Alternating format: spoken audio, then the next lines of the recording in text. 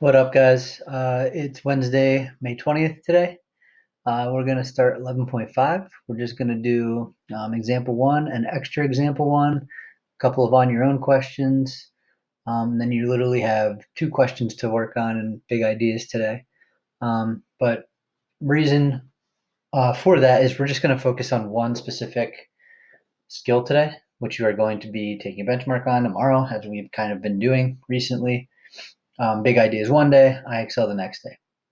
All right, so um, let's start out by talking about what are we doing exactly. What we're going to be doing is we're going to be dividing each term of a polynomial by just a monomial today. All right, so a one-term polynomial we're going to be dividing by. All right, so we're just going to focus on that specific skill today. All right, so as we can see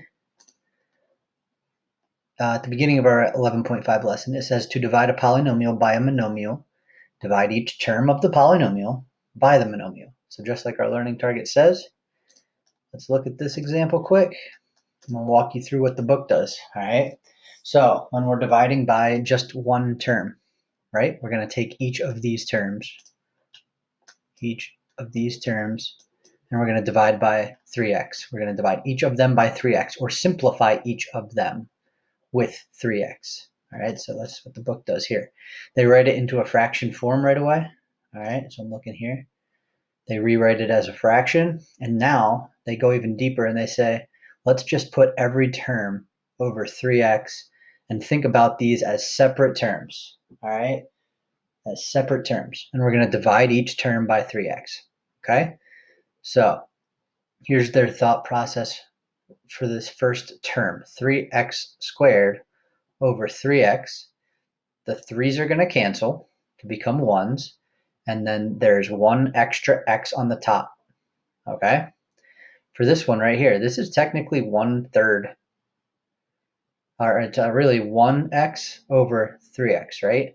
So what we could do here is we could cross out the x's. 1/3 can't be simplified, but we can cancel out the x's. All right, and now here I have a 6 over 3. That's really 2 over 1. And there's an x on the bottom and no x on the top. So hopefully we can see how this is going to come out. All right, so they canceled everything out just like I kind of just mentioned. And we are left with, again, the 3's cancel. There's one extra x on the top in the first term, so we're just left with an x there. Okay. Next, the x is canceled. 1/3 can't be simplified, so we're just left with 1/3. And finally, 6 over 3 is really 2 over 1, but then there's also an x on the bottom and there's no x on the top. So 2 over x. All right, that would be our final simplified answer here. Okay, let's look at an extra example. I'll walk you through my thinking quick. It's pretty much the same as the books. All right, so what I'm going to do right away, hopefully I have space for this, is I'm going to take each term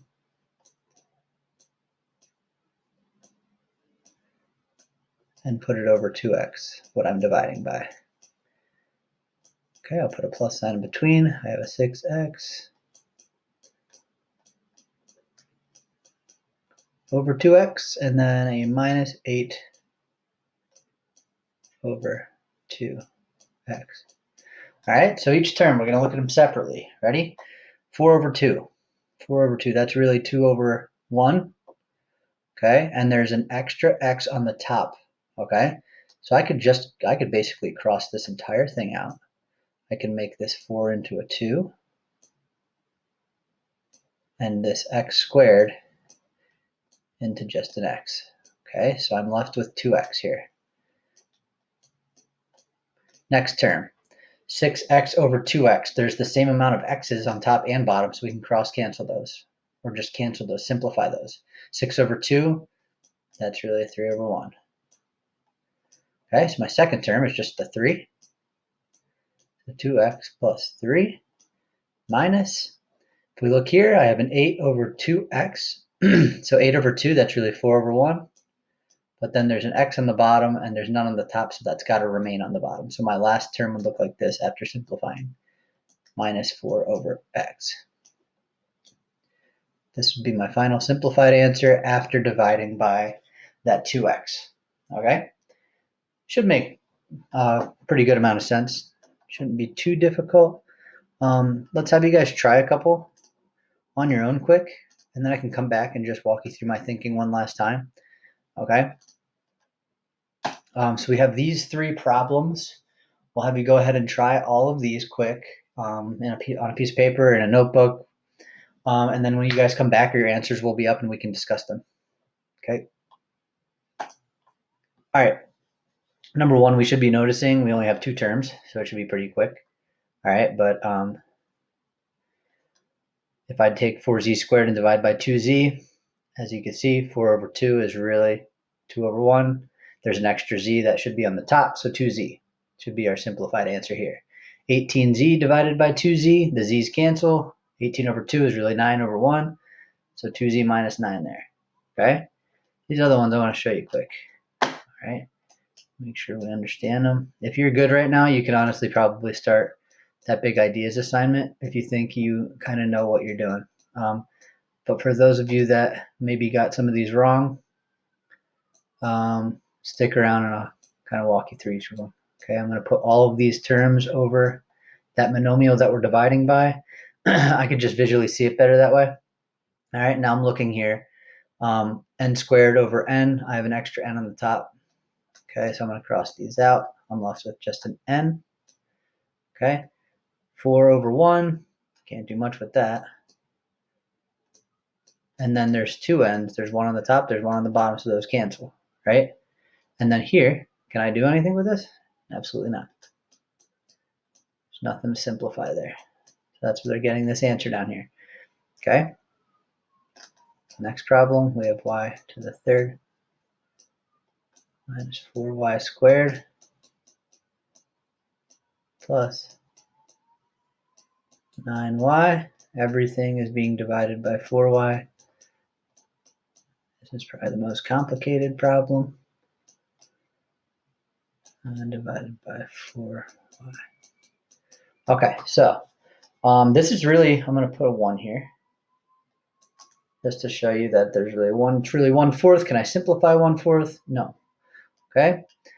And then I have y to the third on the top and 1y, just y on the bottom, right? So this, I'm left with an extra 2 y's on the top. This y cancels, right? Which is where they're getting this. Do we put a 1 in front of that y squared? No, we don't have to.